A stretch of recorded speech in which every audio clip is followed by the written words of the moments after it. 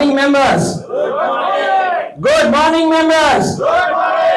મિત્રો તમે જેમ જાણો છો કે આપણા બીએનએ અવસરના દરેક મેમ્બર પાછળ એક અનોખી કહાની છુપાયેલી છે. પોતાના બિઝનેસની, પર્સનલ લાઈફની આખી અનોખી સ્ટ્રગલ વાળી એક કહાની છુપાયેલી હોય છે. તો ચાલો આજે આપણે બીએનએ અવસરના ખાસ એપિસોડમાં એવા સાહસિક, નિશ્ચય દ્રઢ વ્યક્તિવાળા રિયલ એસ્ટેટની દુનિયામાં જેને એક નહીં, બે નહીં પણ ત્રણ દાયકાથી એવું પોતાનું આગલું નામ કરેલું છે, એમનો આજે આપણે મેરી કહાની એપિસોડમાં એમનું સ્વાગત કરીએ. તો big round of approach of Mitesh Kalyani. Thank you. Residential deal હોય, કોમર્શિયલ પ્રોજેક્ટ હોય કે સોલ સેલિંગ રિસ્પોન્સિબિલિટી હોય, મિતેશભાઈ પાસે તમને ત્રણ વસ્તુ વધારે જોવા મળશે: clarity, credibility and commitment.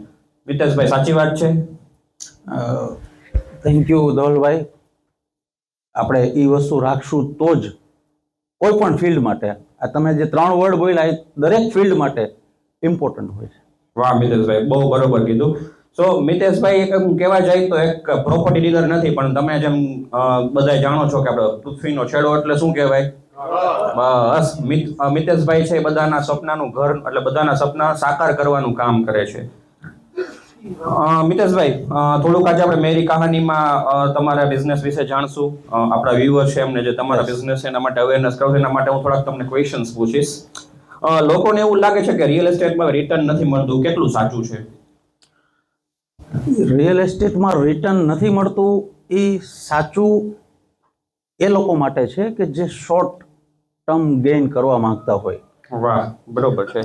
Real estate એટલે રિયલ, એનું નામ જ રિયલ છે. ઓકે.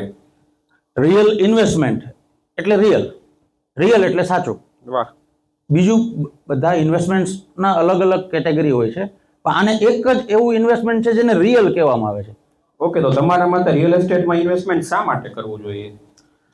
રિયલ એસ્ટેટમાં ઇન્વેસ્ટમેન્ટ છે ને એને એક એસેટ્સ કહેવાય છે, અને એ ઇન્વેસ્ટમેન્ટનું અનલિમિટેડ રિટર્ન હોય છે એવું પ્રૂવ થયેલું છે.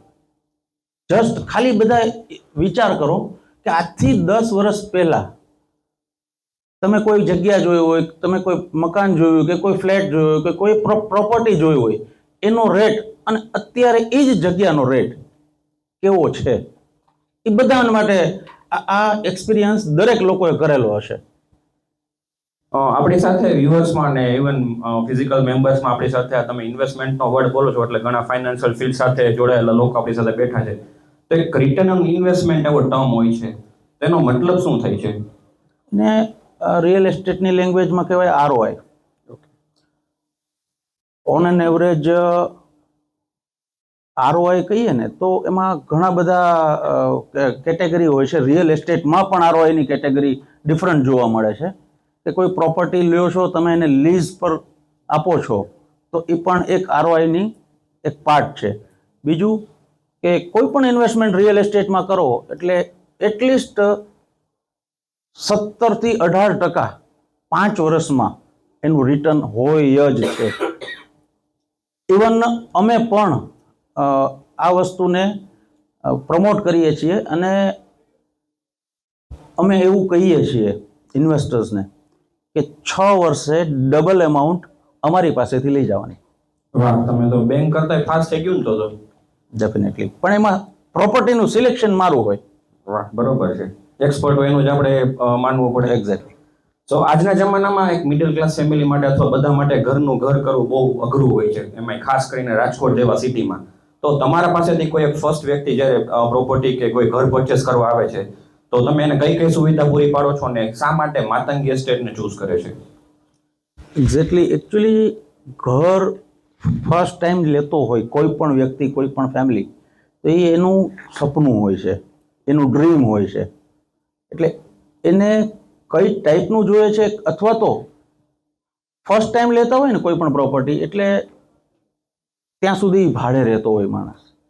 એને પેલી પ્રોપર્ટી હોય ને એમાં એને બીજું કંઈ દેખાતું જ ન હોય, એને એનું સપનું જ દેખાતું હોય કે મારું ઘરનું મકાન થઈ જાય છે. અમે એ સપનું પૂરું કરીએ છીએ. સપનું પૂરું કરવા માટે ફાઇનાન્શિયલી અને મોરલી દરેક પ્રકારનો અમે એને સપોર્ટ આપીએ છીએ. વાહ, બરોબર.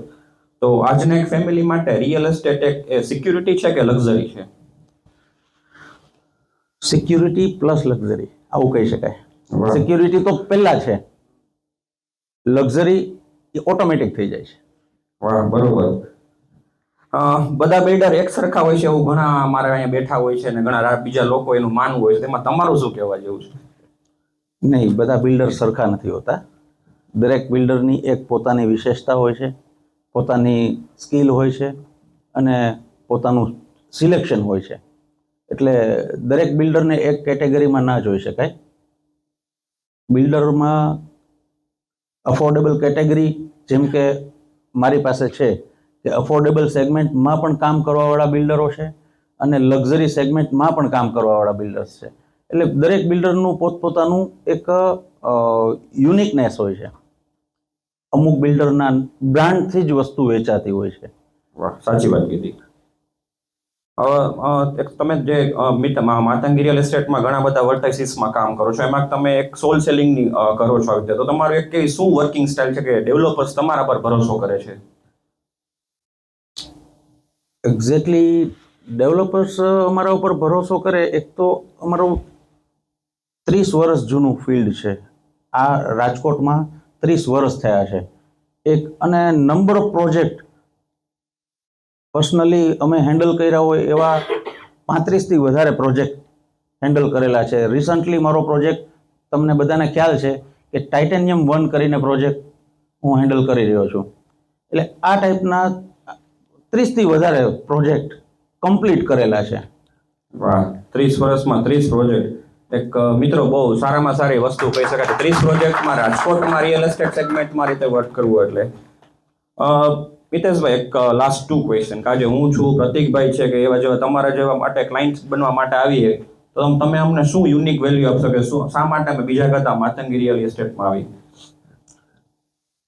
એક તો કોઈ પણ ફર્સ્ટ ટાઈમ કદાચ તમે આવો છો, તમે મારા મિત્રો છો, આપણા બધા ગ્રુપમાં બધા મને ઓળખે છે, પણ અનનોન વ્યક્તિ પણ મારી પાસે આવશે તો એને એક જેન્યુઅન ગાઈડન્સ અમે આપીએ છીએ કે ઇન્વેસ્ટમેન્ટ કરવું છે તો કઈ જગ્યાએ કરવું અને એની નીડ શું છે, તમારા ઇન્વેસ્ટમેન્ટ કયા પર્પઝ માટે કરવું છે, એ જોઈ અને તમને પ્રોપર ગાઈડન્સ અમે આપીએ છીએ. એટલે દરેક લોકોને, કોઈ પણ, સપોઝ અત્યારે અમારો પ્રોજેક્ટ છે, મને ઘણા બધા લોકોએ એવું કીધું કે બીજા 1-2 પ્રોજેક્ટ પ્રીવિયસ હતા કે ભાઈ ઇન્વેસ્ટમેન્ટ આમાં કરીએ તો, પણ ઇન્વેસ્ટમેન્ટ ખાલી ઇન્વેસ્ટમેન્ટ અમુક પ્રોપર્ટીમાં નથી થતું. તમારો ઉપયોગ છે તો તમે ઇન્વેસ્ટમેન્ટ કરો, પણ આઈધર ખાલી લઈ લો અને પછી ભાવ વધશે અને વેચીએ, એ ટાઈપની પ્રોપર્ટી જુદી હોય છે. એમાં પણ ઘણા બધા મિત્રોને મેં સજેશન આપેલા છે, આપણા ગ્રુપમાંથી પણ આપેલા છે કે ભાઈ અહીંયા ઇન્વેસ્ટમેન્ટ કરાય, અહીંયા ના કરાય. વાહ. મિત્રો, મિતેશભાઈ, આજે તમારી 30 વર્ષની જર્ની છે, એમાંથી તમને કોઈ યાદ એવું હોય કે ના, આ પ્રોજેક્ટ છે અથવા આ લેન્ડ છે અથવા ઇન્ડસ્ટ્રીયલ પ્લોટિંગ છે અથવા જે XYZ તમારી પાસે જે પ્રોપર્ટી એવી હોય એમાં તમને કઈ એવું યાદગાર આજ સુધીમાં યાદ હોય કે એવો કઈ પ્રસંગ બન્યો હોય અથવા તો કોઈ કસ્ટમરે તમારી પાસેથી પરચેસ કર્યું હોય 10-15 વર્ષ પહેલા અને આજે રિટર્ન ઓફ ઇન્વેસ્ટમેન્ટ એનું બહુ હાઈ હોય, એવો કઈ પ્રસંગ તમને યાદ આવતો હોય તો શેર કરજો. એવા પ્રસંગો યાદ કરશું તો આપણે કદાચ સાંજ પડી જશે. એટલા બધા પ્રસંગો છે કે નંબર ઓફ ઇન્વેસ્ટમેન્ટ કેટલા ગણું થયું છે એનું કેલ્ક્યુલેટર પણ ઓછું પડશે. વાહ. એટલે સપોઝ કે એક સિમ્પલ રિસન્ટલી એક દાખલો બની ગયો છે, એટલે 10 વર્ષ જ થયા છે, લાંબુ નથી થયું. 10 વર્ષ પહેલાં એક પ્રોપર્ટી સમાવ એક એમાઉન્ટથી મેં, એટલે બહુ નેગ્લિજેબલ કહી શકાય, પણ 32 લાખ રૂપિયાની એક લેન્ડ મેં પરચેસ મારા ઇન્વેસ્ટરને કરાવી હતી. એ જ પ્રોપર્ટી અત્યારે સ્ટીલ ટુડે એમની પાસે છે ને એની કરંટ વેલ્યુ છે 7 કરોડ. વાહ વાહ વાહ. મિતેશભાઈ, તો તમને શું લાગે છે કે આપણા વ્યુઅર્સ છે, મેમ્બર છે ને એવરી મંથ અથવા તો એક વર્ષે કંઈક ને કંઈક આમાં રિયલ એસ્ટેટમાં ઇન્વેસ્ટમેન્ટ કરવું જોઈએ અને કઈ રીતે એ નાનેથી શરૂઆત કરી શકે છે? નાનેથી એટલે એક રિયલ એસ્ટેટ માટે છે ને એક ફિક્સ પોકેટ સાઇઝ હોય છે કે ભાઈ તમે સાવ નાની એમાઉન્ટથી રિયલ એસ્ટેટમાં ઇન્વેસ્ટમેન્ટ ના કરી શકાય. હા, કરવું હોય મીન્સ એક નાનો પ્લોટ લઈને કે એક્ઝેક્ટલી ઇન્વેસ્ટમેન્ટ પોઈન્ટ ઓફ વ્યૂથી કહું તો ઓપન લેન્ડમાં જે ઇન્વેસ્ટમેન્ટનું રિટર્ન હોય છે એવું કન્સ્ટ્રક્ટેડ પ્રોપર્ટીમાં એટલું રિટર્ન એમાં નથી મળતું. કન્સ્ટ્રક્ટેડ પ્રોપર્ટી છે એ તમને EMI ઉપર મળશે, એટલે એમાં લાંબુ ઇન્વેસ્ટમેન્ટ તમારે જોઈતું નથી. પણ તમારે પ્લોટ લેવો છે તો મિનિમમ 8 લાખ રૂપિયાથી મારી પાસે પ્લોટ અવેલેબલ હોય છે. મિનિમમ જે એની સ્ટાર્ટિંગ રેન્જ છે કે જે રાજકોટની નિયર બાય છે આવી પ્રોપર્ટીથી સ્ટાર્ટ કરી શકાય છે. વાહ મિતેશભાઈ, સાચી વાત કીધી. એક નાનો એક પ્લોટ લઈને આજથી ધીમે ધીમે ઇન્વેસ્ટમેન્ટની શરૂઆત કરે તો કાલ આપણી નેક્સ્ટ પેઢીને અથવા તો 10-20 વર્ષ પછી ઘણું એનું રિટર્ન સારું મળે છે. 100%. એક લાસ્ટ ક્વેશ્ચન મિતેશભાઈ તમારા માટે, મારો પર્સનલી, કે હું છું, બીજા એક ભાઈ છે પ્રતિકભાઈ, કોઈ પણ જે અમારા જેવા નાના યંગ એન્ટરપ્રેન્યોર છે એ રિયલ એસ્ટેટ બિઝનેસમાં આવવા માંગતા હોય તો તમે શું સજેશન્સ આપશો એના માટે? ડેફિનેટલી અવાય, પણ પેશન્સ હોવું જરૂરી છે. રિયલ એસ્ટેટમાં ઇન્વેસ્ટમેન્ટ માટે પેશન્સ પહેલાં રાખશો તો જ તમે રિયલ એસ્ટેટમાં રિટર્ન મેળવી શકશો. વાહ, એકદમ સાચી વાત કીધી મિતેશભાઈ. પેશન્સ રિયલ એસ્ટેટમાં નહીં પણ હું માનું છું ત્યાં સુધી બધા બિઝનેસમાં જરૂરી હોય છે.